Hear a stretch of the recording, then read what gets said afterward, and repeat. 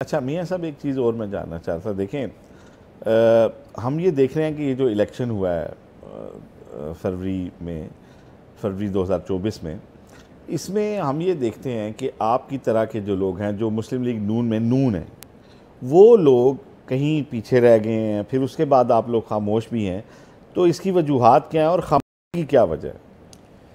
देखें, आज खामोशी ही बेहतर है। आज पाकिस्तान की भलाई या इस सिस्टम की मजबूती खामोशी में बेहतर है। मैं समझता हूँ कि अगर कोई बात करेगा तो फिर बात खैबर पख्तूनख्वा से ही शुरू होगी। फिर पोलिंग स्टेशनों पे 5 बजे कब्ज़ा किसने कर लिया था, दीवारों पे चढ़ के मसल्ला लोग थे।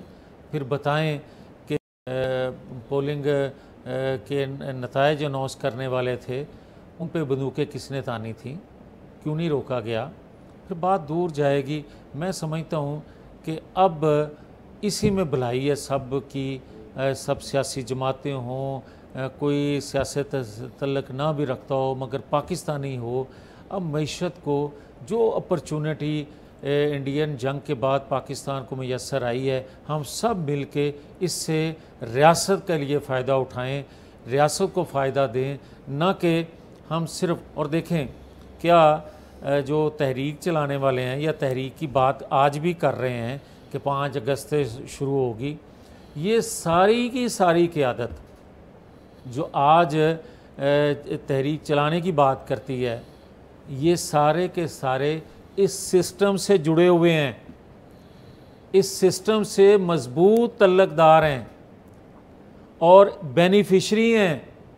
हाँ, जो जेल में है, जिसके लिए ये बात कर रहे हैं, वो भी बेताब है इस सिस्टम में अपने आप को लाने के लिए।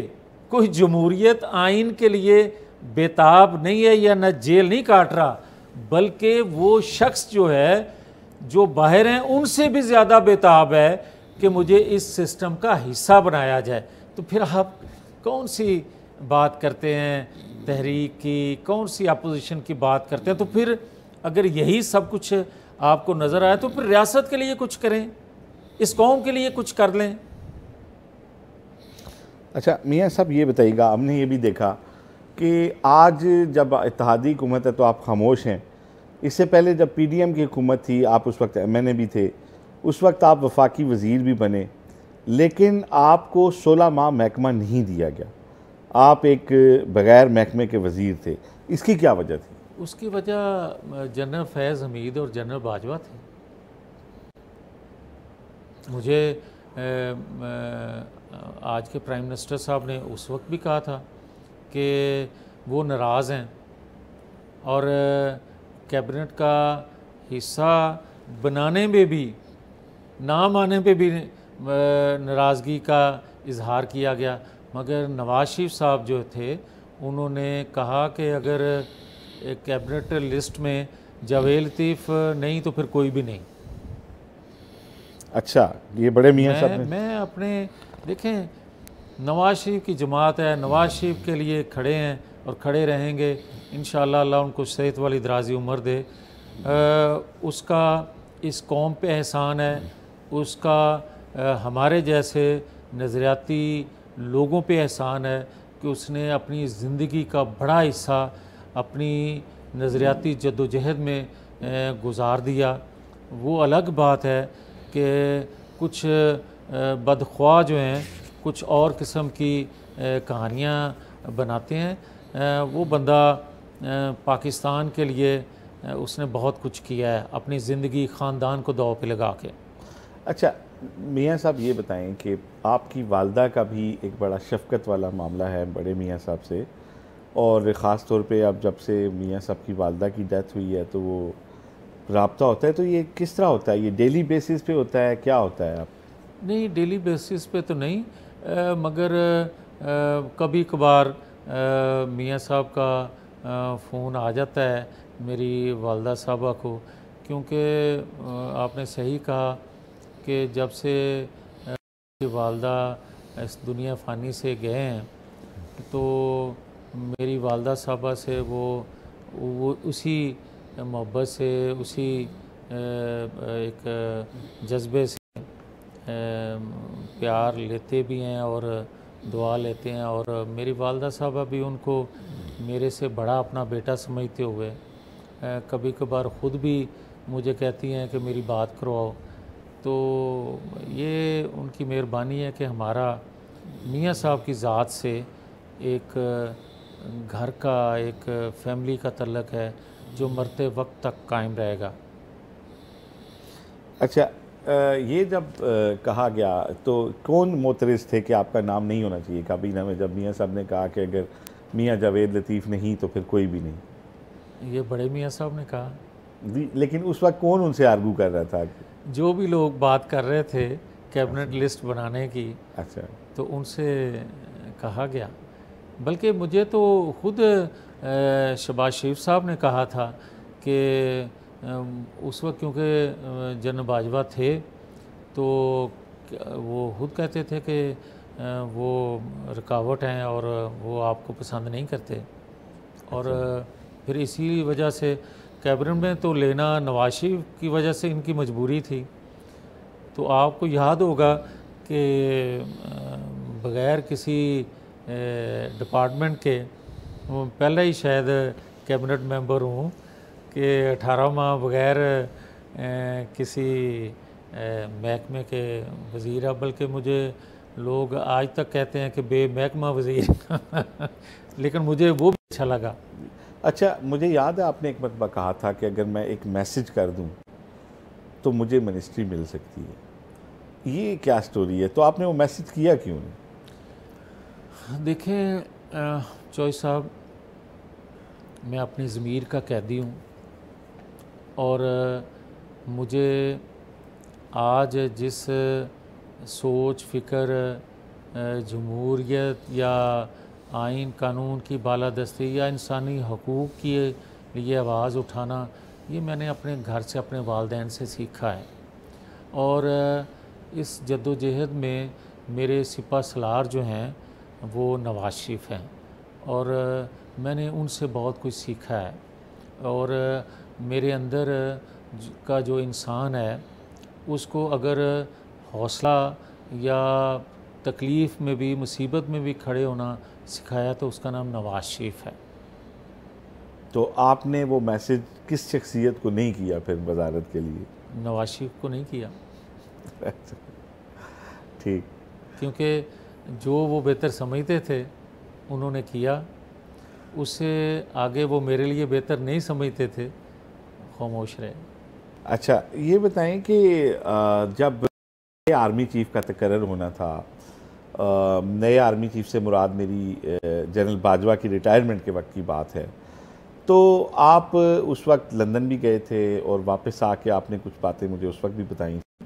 तो मियाँ साहब ये बताएं कि उस वक्त मियाँ साहब ने किस मोमेंट पे ये डिसाइड किया था कि वो जनरल बाजवा को एक्सटेंशन नहीं देंगे? देखें, जब पहली एक्सटेंशन दी गई और जिसमें अपोजिशन उस वक्त की हुकूमत इकट्ठे हो गए, तो यहाँ जो वहाँ एक वफद जाने वाला था, उनमें से एक मेंबर ने आके पार्लिमानी कमेटी कहा कि नवाज शरीफ की इजाज़त से हम ये जो एक्सटेंशन इनको मिल रही उसमें वोट कर रहे हैं। हालांकि वो वोट था जो कानूनी सुकम दूर करने के लिए था।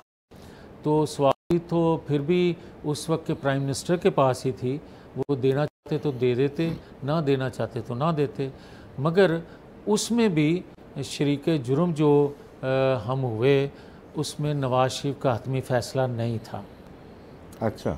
और दूसरी दफ़ा जब मौजूदा फील्ड मार्शल हाफिज़ आसम मनीर साहब का आप ज़िक्र कर रहे हैं जी, तो चौई साहब उस वक्त की अपोजिशन और उस वक्त की हुकूमत, ये सारे के सारे जो मौजूदा आर्मी चीफ़ हैं इनके लिए नहीं, बल्कि जो भी इनको उस वक्त की क़यादत अदारे की मजबूर कर रही थी, ये सब उस पे एग्री थे। अगर कोई खड़ा था एक नाम पे जिसने कहा कि सीनियर मोस्ट जो हैं उन्हीं का हक बनता है, तो मैं पहला और आखिरी बंदा वही हूँगा कि उसी के नाम पे खड़ा रहूँगा। उसका नाम नवाज़ शरीफ है।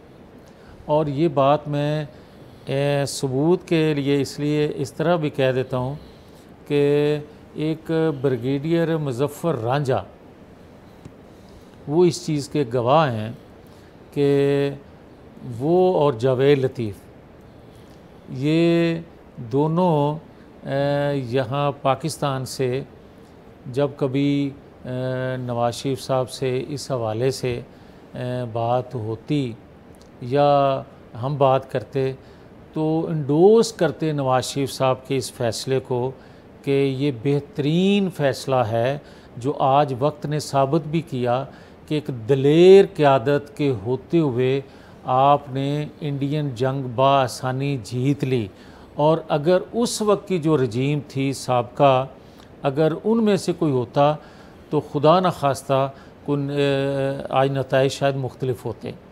तो मैं समझता हूँ कि नवाज़ शरीफ का जनरल आसिम मनीर के हवाले से जो फ़ैसला था वो अल्हम्दुलिल्लाह बेहतरीन साबित से खुशी है कि उसमें हमने भी अपना को थोड़ा बहुत जो है वो हिस्सा डाला। बल्कि मुझे याद है कि कैबिनेट मीटिंग में भी जिस दिन इनके 2 दिन की जो एक्सटेंशन के लिए जो बिल आ रहा था, तो बहुत से लोग जो थे वो खामोशी इख्तियार किए हुए थे कि जनरल बाजवा नाराज़ ना हो जाएं। तो बिलावल भुट्टो और मेरे समेत 5-6 लोग और बड़े तकड़े तरीके से बोले कि जो नवाज़ शरीफ साहब ने फ़ैसला किया है आज अनाउंस करना है, हर सूरत करना है। फिर प्रेस रिलीज़ का आज के और उस वक्त के प्राइम मिनिस्टर ने मरीम औरंगज़ेब के ज़ुम्मे लगाया कि आज ही प्रेस रिलीज़ जारी कर दिया जाए। जब उस वक्त के आरफ अलवी जो प्रेसिडेंट थे वो लाहौर इमरान खां को मिलने दूसरे लफ्ज़ों में गए हुए थे कि मैं अप्रूवल लेने जा रहा हूँ, हालांकि उससे पहले हम जो है वो प्रेस रिलीज़ जारी कर चुके थे।